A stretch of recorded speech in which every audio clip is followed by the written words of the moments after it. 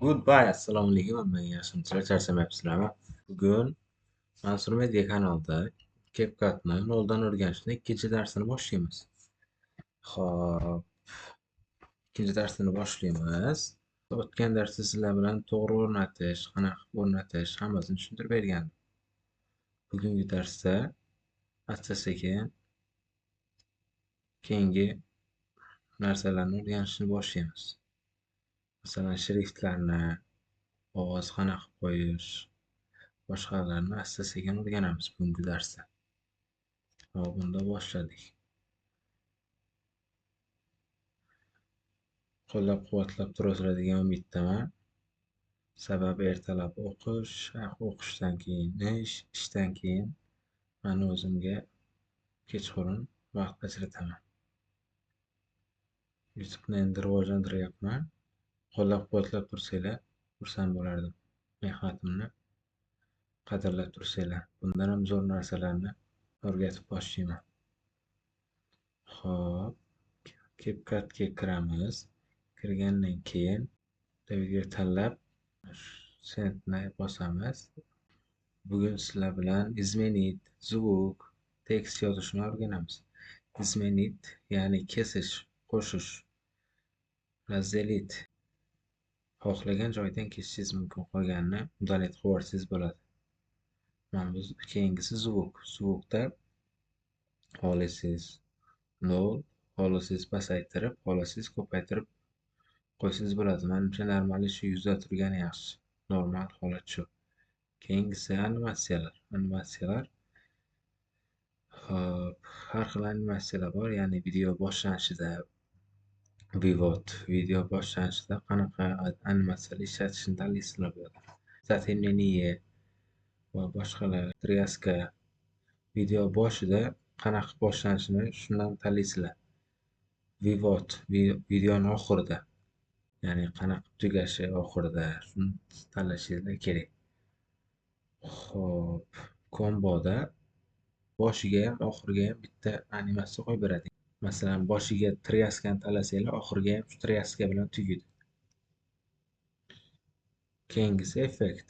Xohlagan joylarga effekt berishinglar mumkin. Bunda ham tryaska bor, razmetiya bor, ko'p. Faqat bu effekt bu yerdan qo'ygan effektinglar naложение kadrlarga tushmaydi. Hali buffer uni ham tushuntiraman. Naложение kadrlarga tushmaydi bu effektlaringiz. Bu faqat shu videoga o'zida kadrlarga tushadi, naложениеga emas. Xohlagancha mana effektlar ko'p. Qaysi biri yoqsa o'shani tanlasanglar bo'ladi. Hozircha bular kerak emas bizga. Keyingilarga o'tib turamiz. Keyingisi zvuklarni tushuntirib o'taman. Ya'ni qanaqa muzika qo'yishni, qanday qo'yishni hammasini tushuntirib o'taman. Hop, boshladik. Zvukni bosamiz. Ya'ni zvukni bosgandan keyin извлечь funksiyasini bosamiz. Bu yerda videolardagi qo'shiqlarni hammasini qo'yib beradi. Videodagi zvukini kesib oladi, o'shalarni to'g'rilab qo'yib beradi. Zvukni bosganimizda boshida trenddagi videolar chiqadi, birinchi bo'limda. Trenddagi videolarni o'shalardan saylasanglar bo'ladi.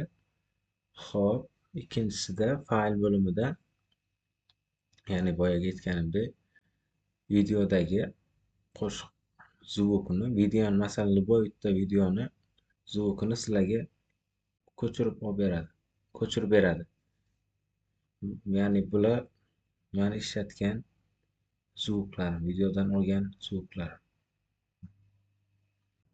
Bu yerda ya'ni sound effektlar bor.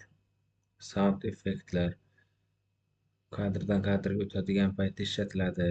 Shriftlarga, boshqasiga qo'yiladi. Videolarda ko'rgan bo'lsanglar kerak.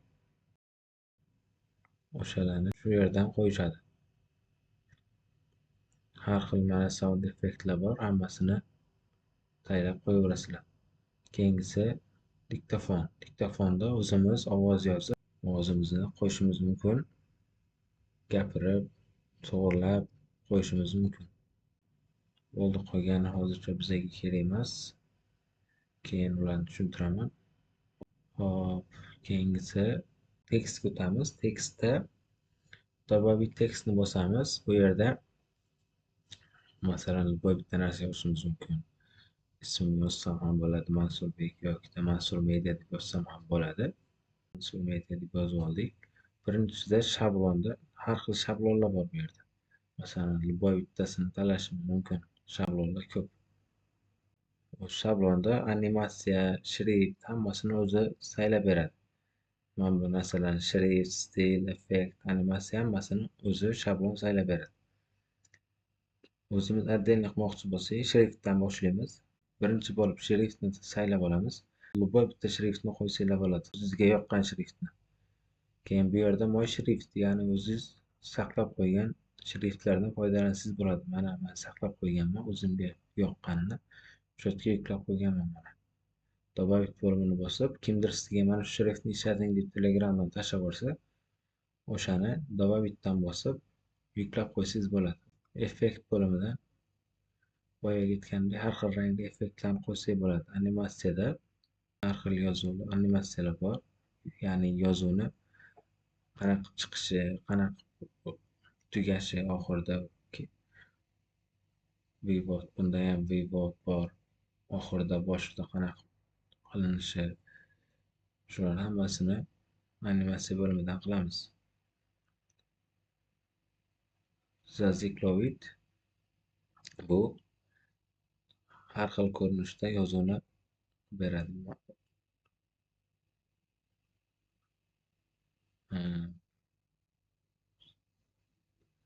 Bu zerki, ya'ni bu fon qo'yib beradi. Bundan ko'pincha ishlatmaymiz. Hozir eskigan bu. Bular kerak emas. Oxirida animatsiyani qo'yib, bo'ldi, bitishkani bosamiz. Xo'p. Keyingisi stilni tushuntirmadim sizlarga. Stil, ya'ni bu birinchisida rang qo'yamiz. Rangni qo'ygandan keyin xohlagan ranginglar bor. Mana xohlaganingizni qo'ysangiz bo'ladi. Boshidagilar orqa fon bilan qo'yib beradi. Ikkinchi temani bossangiz har xil rangni shriftni har xil rangni ko'rinishda qilib beradi. Xohlasanglar yashil, qizil, ko'p ranglar. Pastdagi razmer katta kichikligini belgilab olasizlar. Sveta brendda bu ko'pincha ishlatmaymiz buni. Obdovka, ya'ni bu orqa fonni rangi bu, ya'ni ramkasini.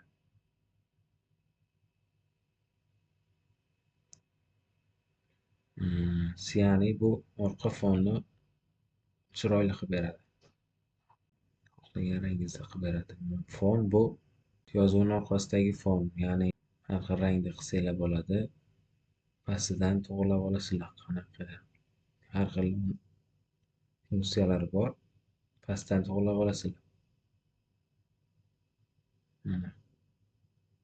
Ram to'rt burchagini to'g'irlab beradi, har xil qilib beradi. Keyin kattaligi, kichikligi hammasini to'g'irlab beradi. Graduatsiya uglovda, ya'ni uglni to'rt tarafini chiroyli qilib, o'zingizga moslab to'g'irlab olishingiz mumkin. Teni bu, ya'ni orqa fon. Fonni orqa fon. Ya'ni har xil qilib chiroyli qilib beradi. Zatmini ham o'zingizga moslab har xil rangni qo'yib to'g'irlab olishingiz mumkin.